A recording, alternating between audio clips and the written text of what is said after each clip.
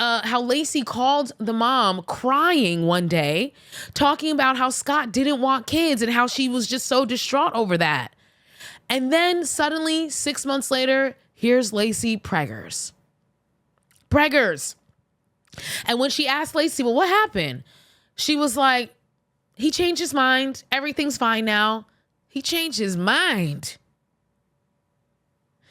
One thing you learn the older that you get is that nobody fucking changes, bro. It's a really painful lesson you gotta learn. Nobody changes. If you find somebody who changes, I mean, please go buy a lottery ticket, do anything you can, because that is good luck. The vast majority of people are going to keep doing the same bullshit they've been doing from day one. I promise you that. If somebody tells you that they don't want a baby, they mean it, honey. They mean it. I promise you, on either end, it doesn't matter if it's a man or a woman or other, they mean it. They mean it, folks. And you better listen. Because a lot of times when people tell, like Maya Angelou said, when they tell you who they are, believe them the first time. And for him to have a 180 6 months later, bloop, now you're pregnant. Ladies, if you're in a situation with a partner who doesn't want children and you want children, I have bad news for you. The relationship is over. And honestly, that doesn't just apply to ladies. I'm speaking to ladies because you're the most vulnerable when it comes to pregnancy. We'll talk about that. But I'm also speaking to men too. If you're with a woman who doesn't want children and you know you want children, the relationship is over, Bookie. You cannot change them. They are not going to change. They are not going to change overnight. And even if they do change, it's going to be the shakiest freaking change of your life. You're always going to be on thin ice because it's going to be disingenuine. Okay? Another red flag, they shared a diary entry from Laci where she writes about how Scott finally, for the first time, felt the baby move. And she alludes to the fact that he was not excited. She says that she knows that soon enough he will start to be excited. I'm paraphrasing here. Please don't get me. So while outwardly and publicly, she's telling people that Scott's happy, he's fine with the baby, he's changed his mind, he's A-okay. Privately in her diary, she talked about the fact that he ain't really too excited. And I'm not surprised. I am not surprised. Another major red flag that they talked about was that the night before the wedding, Laci called her mother crying, asking if the mother thought that she was too young to get married, because Laci was young. She was like in her early 20s. So what this is saying to me is Laci was already getting these inklings that this motherfucker was not for her.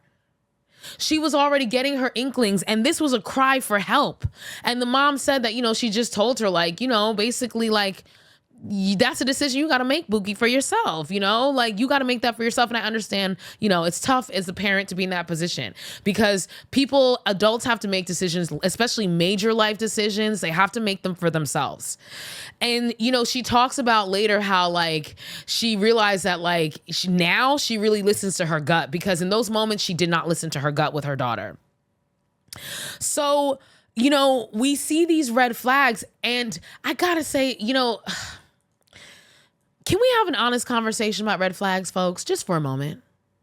Can we get real about red flags? For real, for real? Can we acknowledge that the fact that we usually get red flags literally almost instantaneously when we meet somebody? Can we be real? And that, okay, maybe if you don't get it in the moment you meet them, that you definitely get it within the first meeting of that person? Can we keep it rizzy?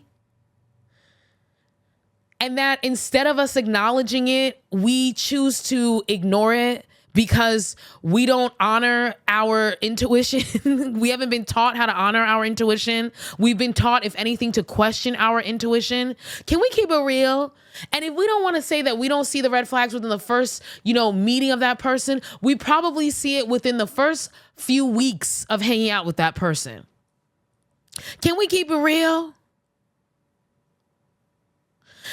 and acknowledge the fact that we be ignoring those red flags. And I'm not judging anybody. I want you to understand that, especially women, because we women have been trained to ignore red flags, especially in our intimate partners.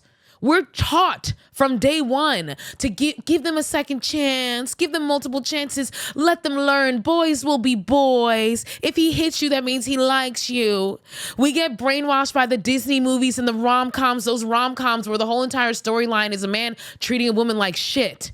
And how he finally, at the end of the rom-com, decides that he's not going to treat her like shit for 5 minutes, and now everything is happily ever after. And the whole entire rom-com is that woman being told by her friends and her family how she needs to excuse the shitty behavior in order to find love, and that her standards are too high. Yes, y'all, we've been trained as women to ignore those red flags. So I'm not judging people. I'm just saying, can we be real? Can we acknowledge the fact that them red flags be there and we willingly ignore them? Partly because we don't want to deal with the awkward moment of calling it out. And that's one of the things that I've learned. You know, one of the things that's helped me to deal with red flags is recognizing that I don't have to deal with it in the moment. I can take my time and process it. I can go home and think about it. But but guess what?